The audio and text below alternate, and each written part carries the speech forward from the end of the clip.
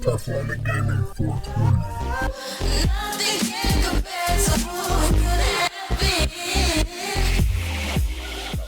been. It seemed like you were launched into superstardom on the heel sense when you did what had to be the most uncomfortable storyline with the whole Matt Hardy Lita thing. How uncomfortable was it to act out this thing that happened in your real life that you just wanted to, I would assume you just wanted to get away from. Yeah. And you just wanted to, like, yeah, I fucked up and let's move past it.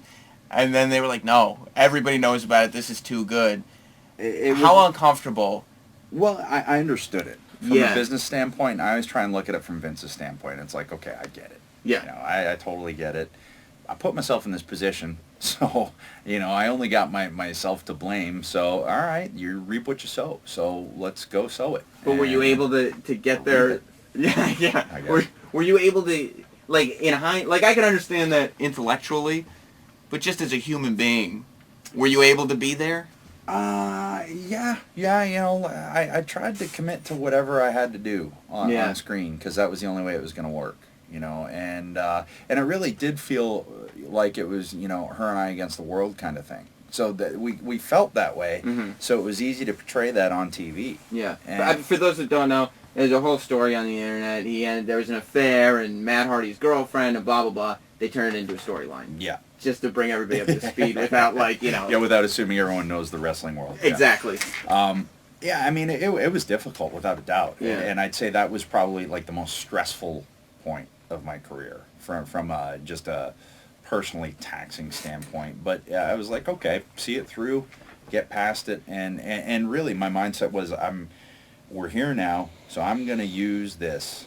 And try and, if you want to, you know, think you think you know me. If you think you know me, I'm going to use this to fuel, you know, you want to hate me? I'll give you reasons. Yeah. And it seemed like I always felt like it seemed like weathering that storm was what brought you over to the next level, where it was like, okay, let's try this out on a bigger level. And once you tried it out, you were there. I mean, probably, I've been to a couple WrestleManias live.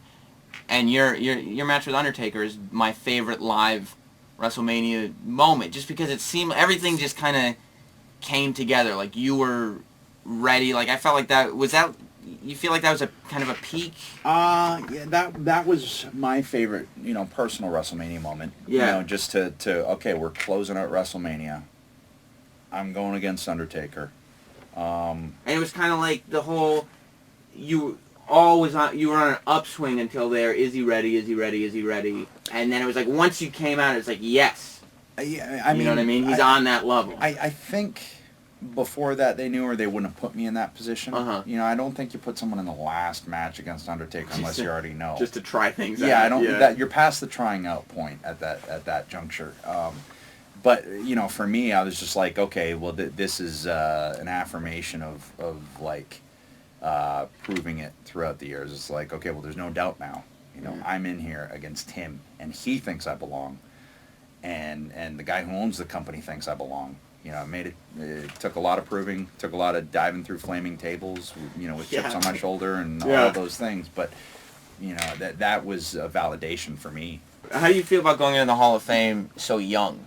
I mean, normally I would think that, like, you would envision this as like a 50-year-old self, you know, doing that one day, and then it's kind of cool in the respect that I look the same as I did last year, though. So it's like I don't have to worry about being the fat balding guy who's being inducted. It's like, ooh, he didn't age well. It's like, as far as anybody's gonna know, all right. I don't know how he's gonna age because I'm not gonna be on the Hall of Fame when I'm 50. You know, it's cool. I mean, it's a huge honor.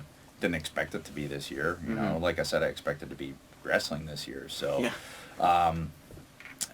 But if you'd told me, you know, at the beginning of my career that I'd be inducted, you know, not even a year after having retired, and that I'd be retiring at 37 at that point, inducted by 38, you know, with the Four Horsemen, there's no way. So is your plan, once you start aging and looking different, to just disappear? Yes. So nobody knows. Just look at the magazines. Yeah. Finished. Look at me fondly, okay? Because you probably She said a statement about Playboy that she actually turned down Playboy because of her fan base, and that is true. And I remember we were together at that time, pretty serious, and she asked me what did I think about it. I said, well, the choice is yours. And I'll be honest too. I said, if you decide not to do it, I would love to have you all to myself. And between that and the fan base, she actually said no. She could have been one of the early girls to do it and make a lot of cash, but it was her decision not to. But Amy is a great person, and I learned a lot from her. I learned the value of pets. If it wasn't for Amy, I wouldn't have Lucas.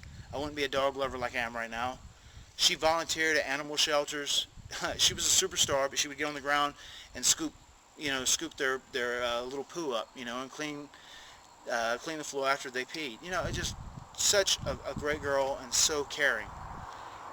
And it hurts me that they ended her career on such a sour note, because she didn't deserve that. She didn't deserve to go out that way, and it left a bad taste in her mouth where she just left the business completely altogether. Once again, she kept battling through things. She went on to form her band, the Luchagors, and that was very cool. I know that was a big dream of hers as well, and I applaud her for that. I applaud anyone who's not afraid to think out of the box and do their own thing. God bless them, because I'm all about thinking out of the box. So the reason I guess I'm saying all this stuff is Amy and I have always got along good ever since then.